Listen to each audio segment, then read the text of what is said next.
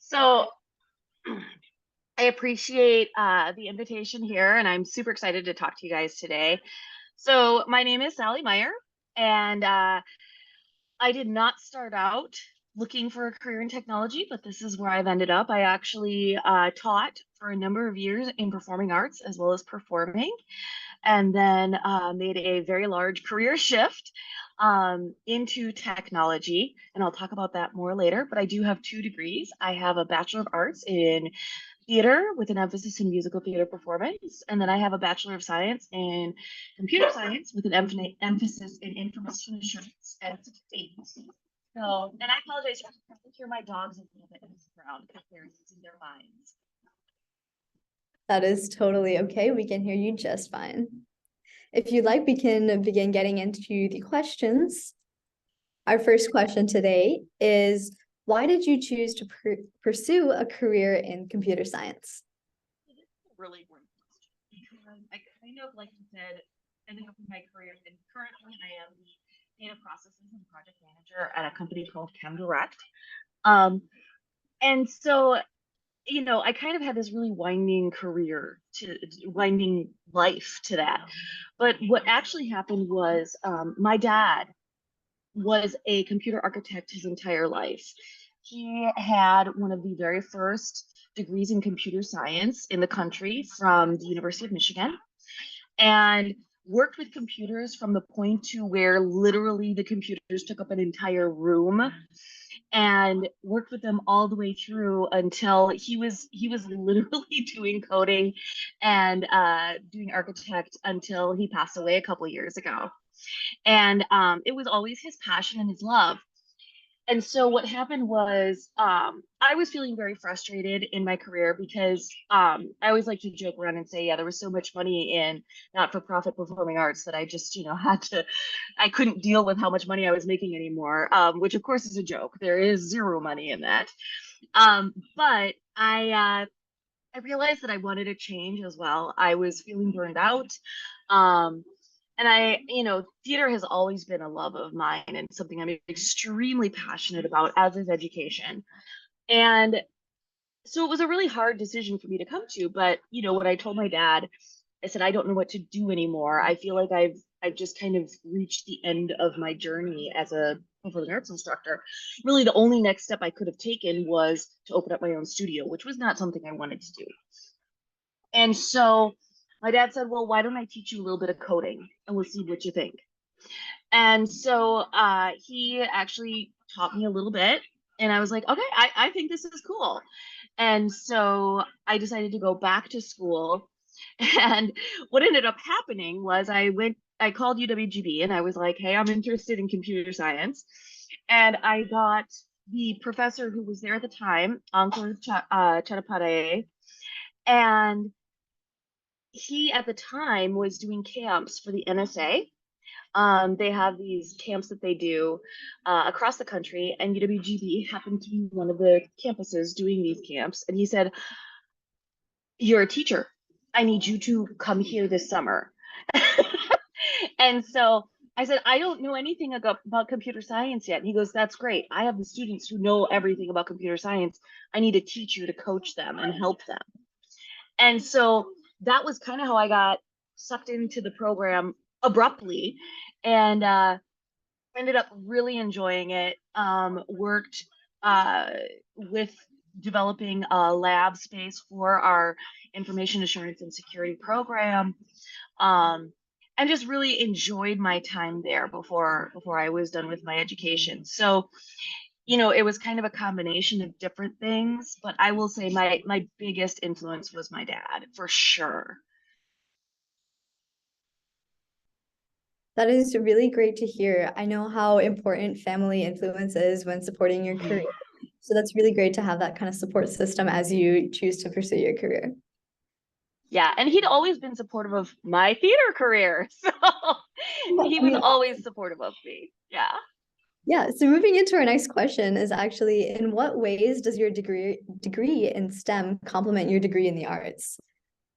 So this is kind of funny, and it was fascinating to me. But when I first started my career in STEM, it was amazing to me how many theatrical people who had had music or theater in their lives in quite a large proportion um, went into tech.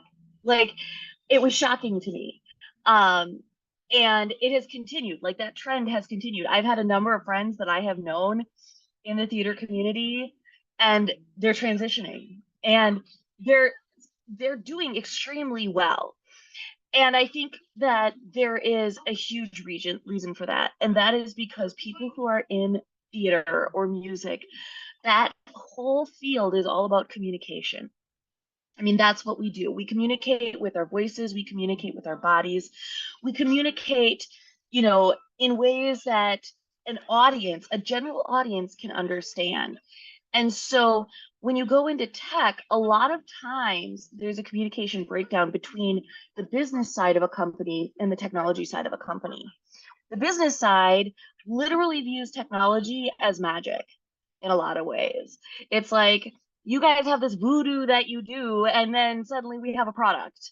And so they don't truly understand it. And when you have somebody who has that background in performing, they're able to bridge that conversation a lot easier because we're used to communicating with a huge variety of people. And so that actually is part of my job, is communicating to the business side, hey, this is what we're making, but it takes time to get there. Like right now we're doing a lot with AI and Chat GPT, and the business is like, wow, that's fancy, when can we roll that out? And we're like, whoa, there needs to be some work done here. And so we enjoy showing them some things, but then we always have to caveat it with, this is a few months down the road because we have to prove this out. We have to make sure that it is correct. Science is a huge part of technology. You have to prove that it's right. You have to have your data. You have to be very technical. And the business doesn't always understand that you can't just roll out the next new bright, shiny, exciting thing. You have to make sure it's going to work correctly, because what they don't think about is that we're trying to build trust in our customers. And you can't have that trust if you don't have a solid technical product that's going to work every time. So, there's a lot of that communication that goes into technology that not everybody has, right? We all have this image of this coder that sits in a room and all they do is program all day. And there are people that do that and they love it. And that's awesome. My dad was one of those people. He's like, let me just sit in a room and code. And those people are so important. But then we also need the people who can look at that code, understand it, and then describe it to the business side and explain to them why it takes time, and the processes we have around that, and why we have to be careful with the things that we do, and explain it in a way that they can understand. And that can be really challenging. But yeah, people with theatrical careers that go into tech have that advantage. For sure. And I think in education, there's a lot of discussion over, oh, you're either an arts kid or you're a science Yeah. kid. And it's really important to, have that distinction or that clarification that they both work very closely and they're both important skills to have. They really do. And like I said, I've had a number of friends now that have been in theater. And I actually had more than one, when I started this journey, more than one be like, hey, can we get coffee? We need to talk. And ask me questions about how I did this, how I transfigured into, from this very performance oriented theater person into a technology person. And it blew their minds that somebody could do that. Exactly. Thank you so much for that. Moving Yeah. into our next question, what experiences during college helped you prepare for your career? Sure. So this is a picture of me in the lab. Um, we created a cybersecurity lab. We had our own secure server. You can kind of see it behind me there. That was when we were just starting to build it out. You can see the rack. Um, And so when I was in university, I did a number of things. We did a number of, like I said, we did those camps. They were called the NSA Gen Cyber camps. And those, because my career is less focused on sitting in a room and coding and more focused on the communication between teams and between individuals on different teams, um, doing that teaching, putting together different workshops and things, that was huge for me. But also, honestly, I had to do a certain amount of sitting in a room and coding because I have to be able to look at that code, read it, and understand what it's going to do. Part of my job, at various times in my career, I've had to write lots of SQL queries. I've had to uh, do very different pieces of technology, from reading Java to reading SQL to reading BigQuery to being able to read all those different codes, and then explain them. But also, I've had to do code checkouts where people send me code and I have to review it and make sure it looks okay. I have to do troubleshooting if code doesn't work. And I would have numerous people, at various times reach out to me and be like, I can't get this to work. Can you see what's wrong with my code? Spoiler alert, 9 times out of 10, it's a missing semicolon.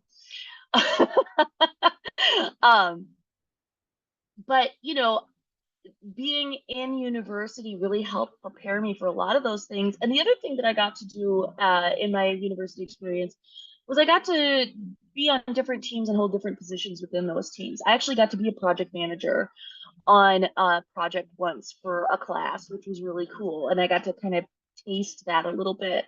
Um, but, getting to do those different positions and try all sorts of different things. Now, I was a little more focused in my career than a lot of people necessarily need to be, just because I already had one degree and I was trying to do a second degree very quickly. But I also got to do presentations. I got to go to Fort Lauderdale and do a presentation down there on some of the work we've been doing. Um, and I also had a presentation accepted by UW-Madison for a teaching conference that they had. So I got to do a lot of different research and things like that, which was super exciting too. So I also met a ton of people when I was in college. And I think that has honestly been the most valuable thing. I built my network like crazy in college. I cannot stress how important that is.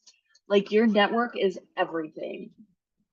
Every job I have gotten in my tech career has been because of networking. Every interview I've gotten has been because of networking. I have never sent in an application to somewhere cold and gotten an interview.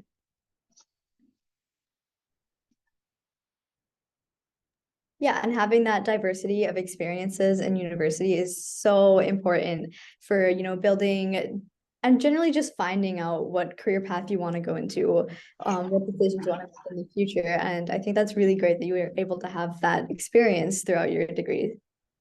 Yeah, I mean, when I went into technology, I literally thought it was somebody sitting in a room and coding. Like, that was what technology was to me, because I had zero experience with it. Um, and so through my connections that I made and through the various people I met, I really learned that a technology career is not one thing. It is a huge diversity of options, from your data analysts to your business analysts to your coders to your management.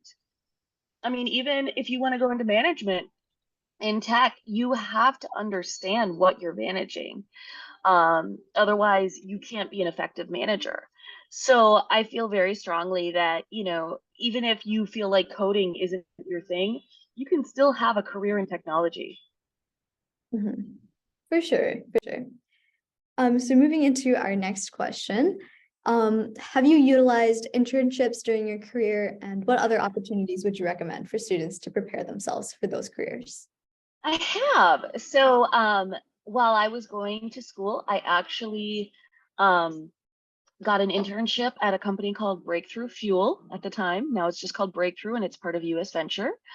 So I did have an internship there. And I was offered a few other internships, but the breakthrough one just was the best option for me. Um, my internship, so I will just, caveat some of this with the fact that I was a non-traditional student. I was a single mom at the time that I was going back to school for my technology degree.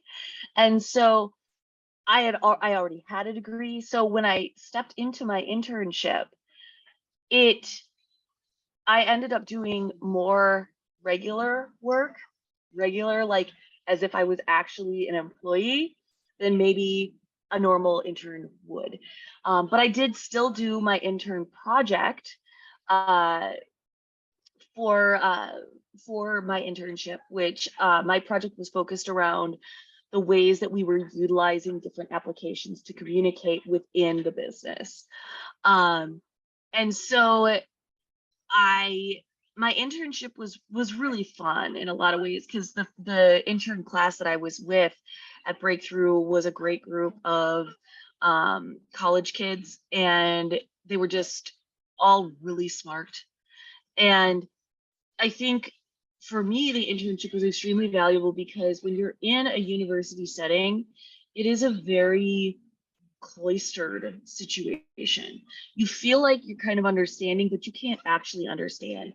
And one of the things that my internship really helped me wrap my brain around is the fact that um, you literally know nothing, even when you graduate with a tech degree. When you go to a place of work, you can have your code, you can have your things that you know how to do because you learned them in college. But honestly, every business is going to be different. And every business is going to use technology in a different way. So even the things that you have learned, you're going to have to relearn because they're completely different. They have a different set of rules around their code. They have different sets around how they do what we call change management, where you're updating code or changing programs. They're going to have so many different rules and things that you need to learn that literally every time you go to a job, it's going to be like, I know nothing. However, it does help you ramp faster. So while you're going to step into a job typically and feel like I know nothing, the skills you did learn are going to help you fit in with your field much faster within your job. So while, I felt like I knew nothing when I walked into Breakthrough on my first day of my internship, by my you know, third week there, I was already doing a huge upload of really critical client information into our databases. And the only reason I could do that was because I knew the basic rules around those types of things, and then was able to quickly learn what their specific rules were, apply that basic knowledge to it, and then go. So having an internship, I do feel is very critical. Now, there are some bad internships out there. I'm not going to lie. You are potentially going to get an internship where they literally put you in a closet and are like, yeah, just hang out there. It's fine. We'll give you a few things once in a while. So the best thing you can do is try to find an internship that really wants you to be actively involved. Um, but yeah, there is an internship I really do feel is critical. And if you can get more than one, awesome. And I hear a lot from, current college students that learn a lot of the skills that they learn for their career that help them prepare the most were learned on internships or separate projects Yes. outside of university classes. And having those experiences was so important for, developing their base for building their career. Yeah, it really, I mean, classes can only go so far. I couldn't tell you what I did in a couple of my classes anymore just because like I didn't really utilize it in the way it was taught. But I guarantee you I probably use it in some way, shape, or form. And you know what? We really at ChemDirect, I hire interns now. That's part of my job. And we really consider internships because of what we do, being a startup. Um, our interns aren't your traditional interns. We expect them to be able to work at a very high level. And so we are probably not the best internship for like your first internship. We're more like when you're a senior and you're going to be graduating soon. For us, it's a tryout for a job. You know, we actually just hired one of our interns because he was working out so well. And we were like, great, we're going to offer you a full-time position. So it's a chance for us to really see how they work in an actual work environment and do some coaching as well. We had an intern that did not work out so well recently, and we were very honest with him about our feedback, and we just said, you know, these are the things you need to work on as you're continuing in college, because these are the things that you need to be able to do in a full-time position in a technology company. And it is so important to learn even those professional skills outside of technology through internships and job opportunities as well. So really, thank you for sharing with us. Yeah. So our fourth question is, can you take us through a typical day as a data processes manager at ChemDirect? Yeah, so I put a picture here. We went to AWS reInvent in Las Vegas this past year, which was really exciting. It's Amazon Web Services' huge conference that they do where they roll out all the new stuff coming to Amazon for the year. Obviously, that's not a typical day. So my typical day is, I'm not gonna lie, it's a lot of meetings. So because I work for a startup, and I'll give you guys kind of a little breakdown of what a startup is. So a startup is literally a company that is just beginning, that is not profitable. And so what they have to do is they have to do rounds of fundraising. And so as a company is in those rounds of fundraising, that is considered a startup. Even once they turn profitable, sometimes they're still considered a startup. And so Northeast Wisconsin is becoming a startup hub. And what that means is that we have a lot of activity in the startup community here in Northeast Wisconsin. I work out of TitleTown Tech, which is a startup generator. And so TitleTown Tech invests money into startups and also gives them a workspace. So we work out of the TitleTown Tech building. We all have desks there. And then they have also given money to us to continue to work. They are not the only place where we have gotten money from, but they have provided us funding. Startups typically have a board, and what that is it's a group of people that are belong to other businesses, and they advise the startup on various items that they want to do. They also make sure that things are going smoothly and good decisions are being made. They can approve decisions. They can say, no, that's not going to happen. So they can tell us we cannot do something. And they also help us with fundraising. We're actually in what's called a bridge round right now, where we are raising some extra money. But typically there's going to be series A, B, C, and D. Sometimes there could be more, but typically you're going to have different series. And in each series, the expectation is that the startup will raise more money. So like your first round, I'm just going to toss numbers out there. This is not reality. Your first round, you might have raised $3 million. So then series A, you did 3 million. So then series B, the expectation would be like 8 million. So that's how startups generally work. There's actually a startup generator affiliated with a couple of different businesses currently. US Venture has one they've just begun. There's also a group called Generator. The 8 takes the place of the generator.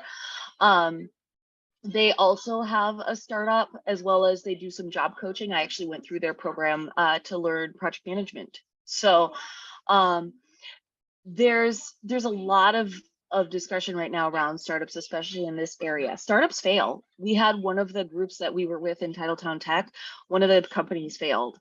And, you know, it's sad, but that's the reality of the startup, you know, community. And when you get a job at a startup, you are taking a little bit of a risk. Typically, your salary is a little less than what it would be for an enterprise level company, but you get to do more. And a lot of times, part of the reason that your salary is lower is because you're given shares of the company. So if the company does really well, you end up doing really well. But yeah, the startup culture is very fast paced. We're very agile. You'll hear that word a lot in technology, agile. Um, we are scrappy.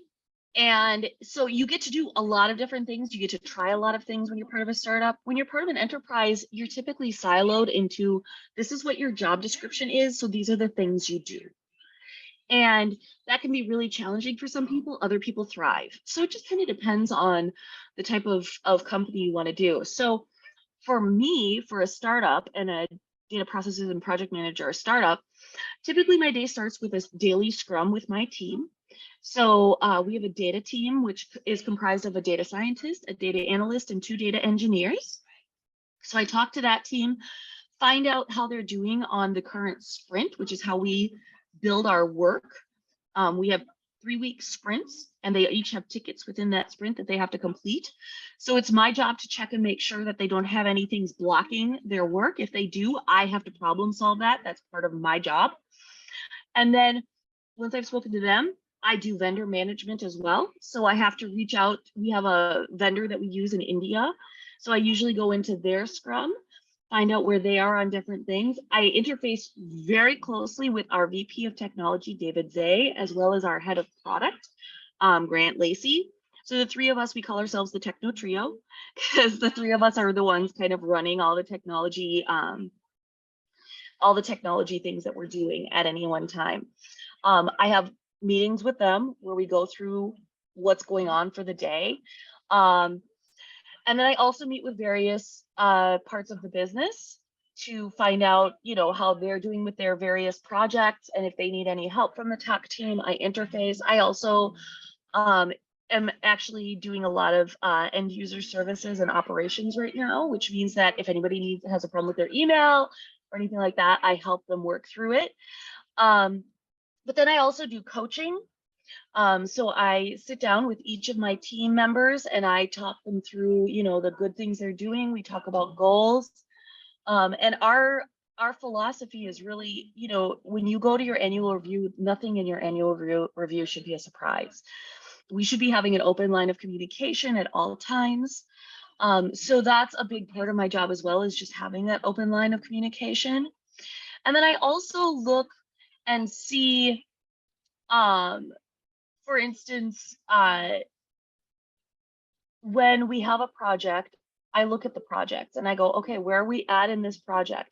And I follow up with each person who has a part in that project to make sure that they are getting things done. And if they aren't, how can I help facilitate those tasks getting done? I also have my own individual tasks that I'm always running on because I'm also in charge of cybersecurity. So, so yeah, I have a very busy day. I actually teach dance on Mondays still. I like to keep a foot in the field. So Mondays tend to be my, I'm done a little early on Mondays, but typically my days are from 9 a.m. to 7 p.m. just because we are a startup. We are all running at so many different things. Fridays, I do tend to try to be done at 5 because, like I said, I'm a single mom and I do like to spend time with my kids. But yeah, there's a lot of different things I do. I don't believe in work-life balance. I believe in work-life mesh. So, when my kids are in swimming lessons, I'm at the Y watching them on my computer checking emails, like I'm never going to say this is my work time and this is my home time. I have to take my kids to doctor's appointments. I have to do things. I have a life. And so instead, I really try to enmesh the two. And I do take very clear breaks from work sometimes because we all have to do that. But yeah, it's a very, very casual work style that I do. And it's supported by our business in the way that we are kind of forming our team and our culture on our technology team. So I do a lot of different things, but I love every minute of it. I do review code every once in a while, but mostly it's dealing with all these different things that we have to have so that our engineers can literally keep focused on what they have to do, and our analysts can do her things, and our scientists can do his things.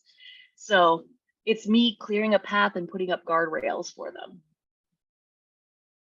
That is It's really cool. And actually for you to go into what a tech startup actually is, that's really interesting because I think that's a common misconception that a lot of people hold when entering the tech field.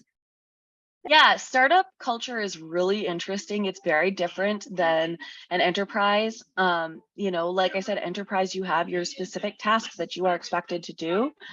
And I really enjoy the startup culture a lot more. I feel like I'm having a say over the way our company is forming and what we're doing, and that's super exciting for me.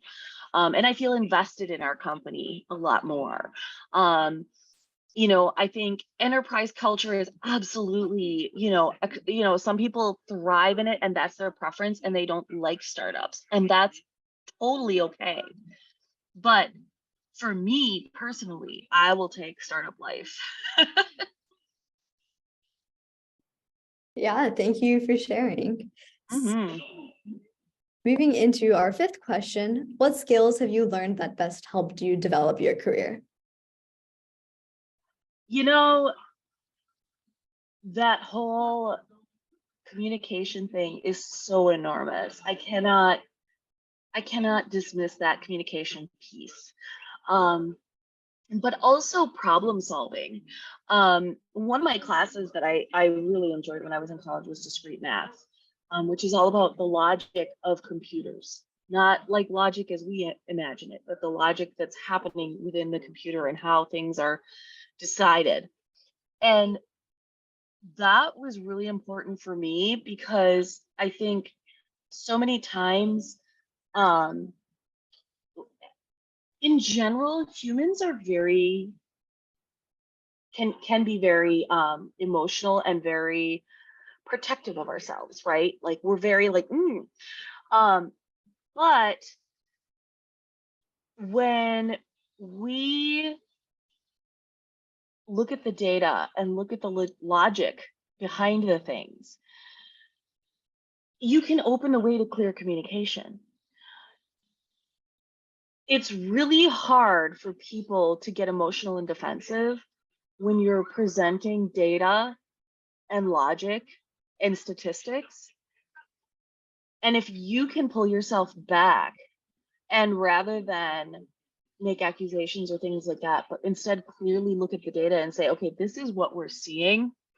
Now we need to interpret this and figure out the best way to change this. Or, you know what, this didn't work. This was a mistake. Here's the proof it didn't work. So how do we fix it and make it better? Much less likely for people to get defensive and actually try to problem solve. And that, when I was in theater, and I'm just going to be totally honest with you, you get a lot of egos. People are very, proud of their craft, and it's not a very logic based field. It's based on emotions, so of course you're going to deal with those and you're going to deal with egos. And it's been interesting switching to technology where data is God, so to speak. And, you know, you have the facts right there. You can't argue with this. This is the fact. This is the data. The data is what it is. And then you can have a discussion around that data. And a lot of times you can be a lot more productive that way. And, you know, if you're open to being more collaborative instead of defensive, that's huge. Now, defensiveness is absolutely a part of communication.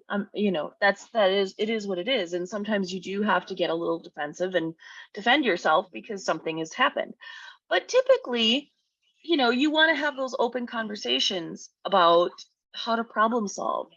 In, you know, in both situations that I've worked in, I've been very fortunate um, that it was much less about blame culture than it was about problem solving culture.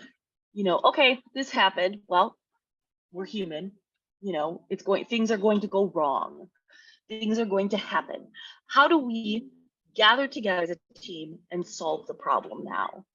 And I think that is something that I have really learned through my past now few years in technology, as I've kind of begun my career and then started to move through it, is that really not throwing blame around. It doesn't help. All it does is make people defensive. And coming together as a team and saying, okay, this was a problem. How do we fix it? And then when you make a mistake, saying, okay, I made this mistake. I did it. How am I going to prevent myself from doing it again? And having that conversation with your coach or your manager or something like that, saying, I did this. I feel really bad, but I'm glad we solved it. But how do I prevent it from happening again? Or this is how I'm going to prevent it from happening again, because that's how true growth happens in your career. You know, internships are a great place to make mistakes and learn from them and grow from them. They expect you to make lots of mistakes when you're an intern. And then when you get hired at a company, when you're first starting out, you're going to make mistakes. Ask questions. You know, I think another thing that I really learned is how to ask questions. And if somebody says no, oh well, you know, it's nothing against me. The worst that can, I'm going to ask the question, and the worst that can happen is they can tell me no, and then I'm no better or worse off than I was, you know. And in fact, what has happened a lot of times when I've asked questions about why we do something the way we do it, or why I'm getting the answer that I'm getting, they go, oh, yeah, why do we do it that way? You know? And so I think being somebody that's willing to ask questions is a huge asset. And I didn't know that until I really got into my career. But yeah, I think, you know, that communication piece and understanding how to utilize data and, you know, that truth behind the data and having those conversations and trying to keep emotion out of it and being humble and talking through things and lack of blame culture. I think all of those were things that I learned in my tech career. And, you know, you're not going to learn those things everywhere, but I will say technology, if you can learn those things, that will be invaluable to you. Yeah, those are actually really great skills to pick up on early on in the career, especially. So thank you so much for sharing. Yeah. Moving into our sixth question, what are your future plans? Sure. So this is a picture of me, by the way, at that conference that I mentioned in Fort Lauderdale. We had our presentation there. So for future state for me, I really want to be in leadership. That's where I find my strengths, but I also want to do things like this. I want to educate. I don't want to lose that part of myself. When I was teaching performing arts, that was really important for me. And I feel like when you can reach out to students and you can make that connection and you can help them understand the options available to them. When I was teaching theater, I wasn't just teaching kids how to sing and dance and act. I was also teaching them how to have confidence in their own skills. And I was teaching them how to be confident in public speaking. I have had students of mine that have gone on to be doctors and things like that, and they win like special scholarships and stuff because they were able to talk about the things they wanted to do effectively. So, you know, I want to continue that. I want to be a part of the technology community in that way. But yeah, I think for my own personal career, definitely would like to be in leadership.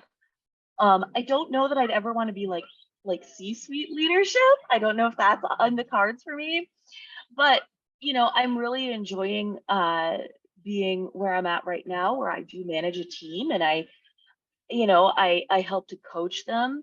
I think personal growth is a huge thing for me to appreciate about people, and I find that helping people understand how they can grow best as a person is really important to me. And I get a lot of value out of seeing those aha moments in the people that I coach.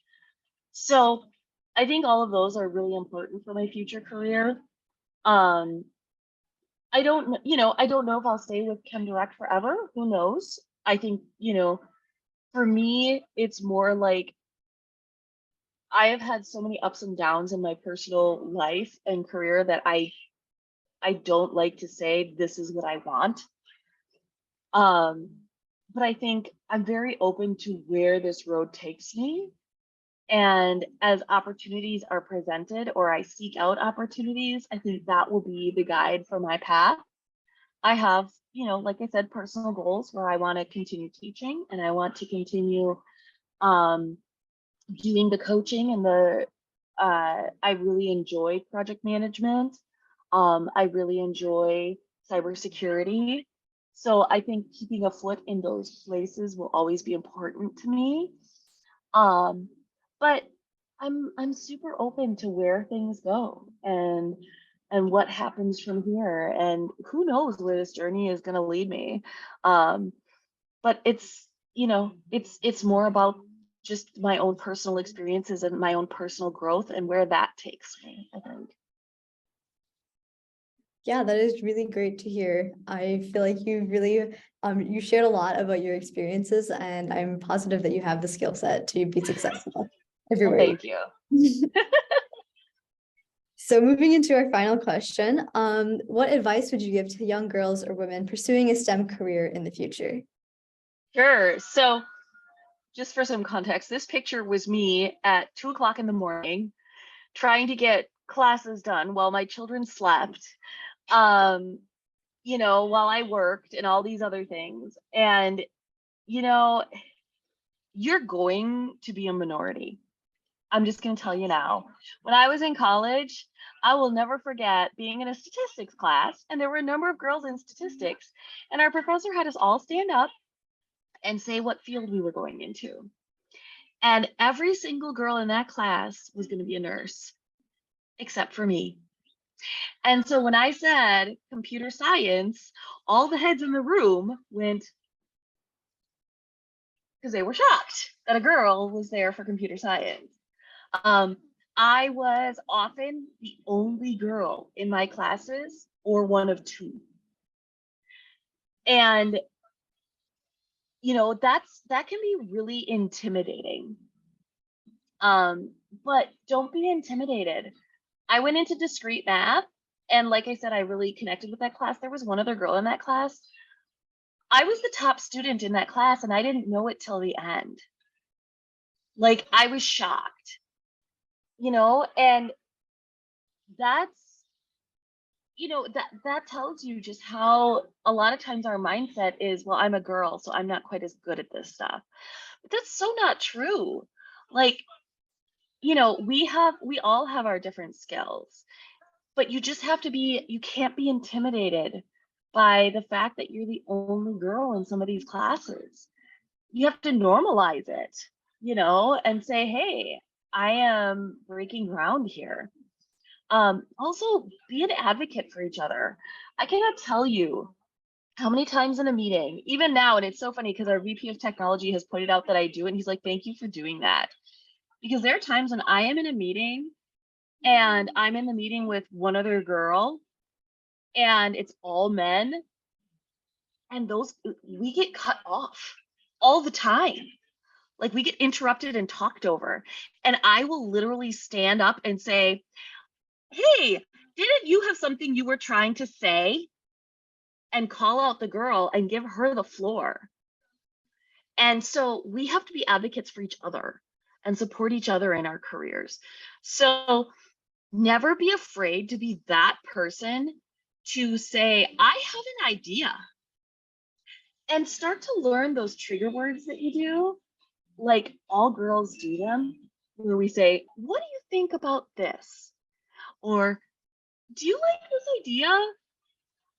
Why don't you just say, I have an idea. Here's my idea. Let's talk about it. Don't question yourself. Men don't. I mean, very rarely do I hear a guy in a meeting go, so what do you think about this idea? This is kind of the idea that I had. And the lifting up of the voice. We do that. We're trained to do that in a lot of ways. Just society in society. And you're gonna deal with some people that are not kind. I will never forget being in a meeting with a client at one point. It was me and one other girl, and then this group of men. And I was the technology expert in the meeting. And I literally got told, hold on, honey, the men need to talk. Like, they literally said that to me. And they knew nothing. Like, the things that they were saying were completely wrong. But they wouldn't let me talk to clarify the situation because I was a girl. You're gonna run into that stuff. Be aware. And like I said, if there's another girl in a meeting with you, advocate for them. Notice those things. Notice when you're getting interrupted a lot in a meeting. Call it out. You know, step in. Those are all hard things to do, but they will carry you so well. And yeah, you know what? When you're assertive like that, you get called different names. And, you know, it is what it is. But I mean, nothing's going to change if we don't step into that and say, hey, I had good ideas. You know, own your ideas. And also don't let anybody else claim another girl's ideas. I've literally said in chats or in meetings, I'm so glad that so and so brought this to our attention. I think she had a really great idea here, because I've seen guys try to claim girls' ideas. So always be willing to advocate. It's huge. We need allies. You know, if you've got a guy that you can have as an ally too in meetings, that's fantastic. So yeah, I would also encourage you to network. Build your network. I was a member of Women in Technology for a while. I created the Women in Technology on campus at UWGB. Network with those people. You will be shocked how many things that you can get from a network. Every single position I've gotten, my internship, my job at Breakthrough, my job at ChemDirect has come through networking. My other interviews that I've gotten at Thrivent or US Venture or any of the other places have all come from networking. So build your network and learn how to stand up for yourself and for other women in the technology career. Yeah, I really do like how you emphasized that we have to support other girls in the field too. And I think that's really important to build moving forward, especially as we do see more girls entering the STEM field. We do tend to face a little bit of pushback from men in the field as well. And I think pointing out that we do have to support each other is really great. Yeah, and there are guys that are going to be great advocates for you. I don't want to just, guy bash. Having those men who are willing to be allies and willing to stand up for women is huge. Yeah. So moving into our last slide, just for sake of time, we do have a couple questions to go into. Since we are students, can you give us some general tips for success in college and academic work? Yeah, I would encourage you absolutely to get your gen eds done as fast as you possibly can. And see what you can, like, gen eds are super important, don't get me wrong. I really feel like I learned a lot from my gen eds about relating to other people and things like that. But if you can try to get those out of the way so you can really focus and deep dive in your field that you want to go into, do that. Also, as you go into college, make sure you understand what classes are required. Many colleges only offer certain classes every other year. So, especially in your field of study. So it's really important that you understand what field of study you're going into and what classes are going to be required for that and what their pattern of being offered is. And don't be afraid to be like, you know what, I'm not going to be able to take this class. Talk to your professor, see if you can do an independent study to take the place of that. A lot of them are willing to do that because they understand that it's really hard sometimes to get into those required classes. So, really understand the requirements that you're going to have all 4 years, because sometimes you can get caught by those requirements and you just got to be on top of it.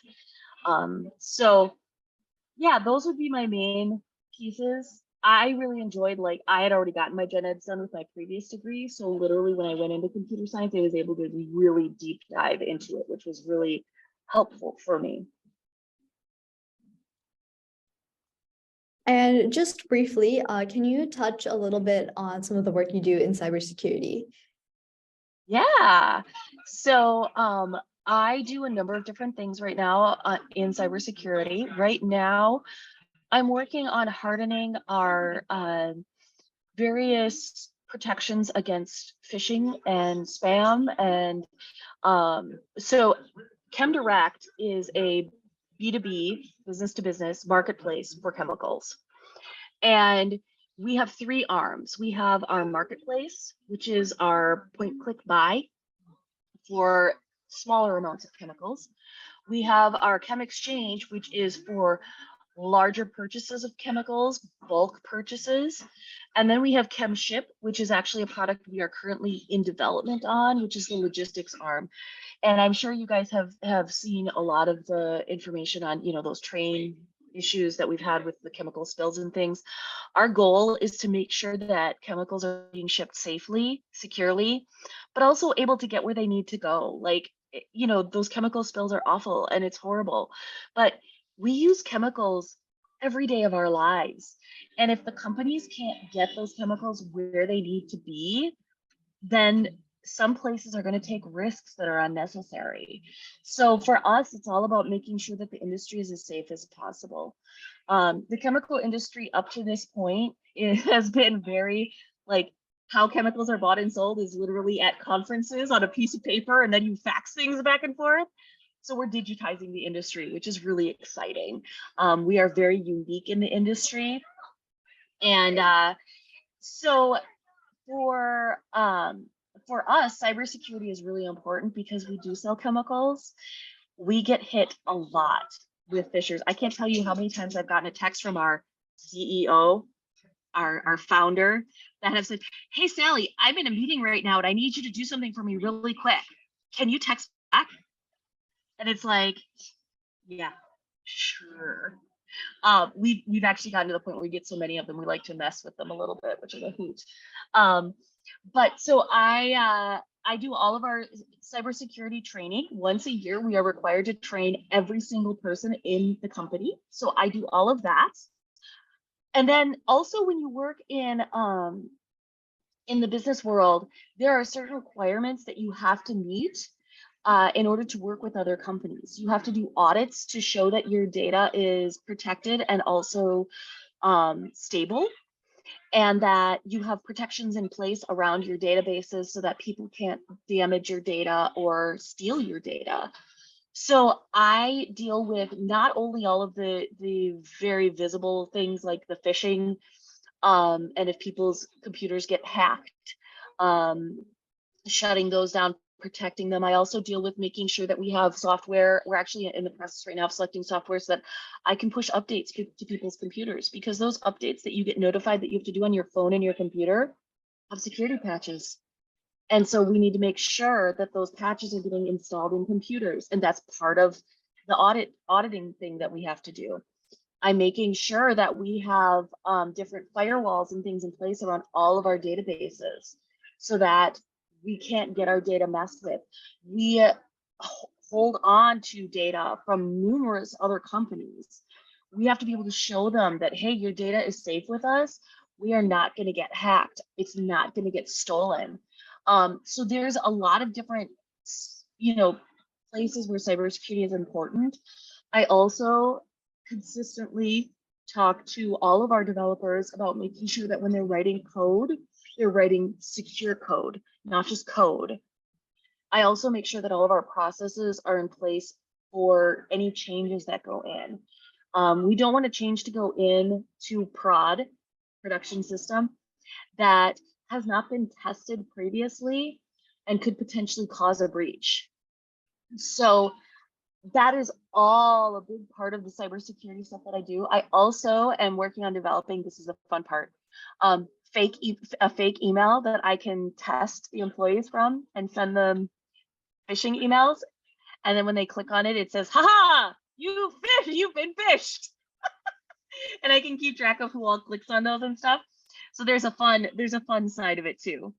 But yeah, so I pretty much oversee all of our cybersecurity processes and things like that, and make sure that they're getting done and getting hardened and secure, because we are a target.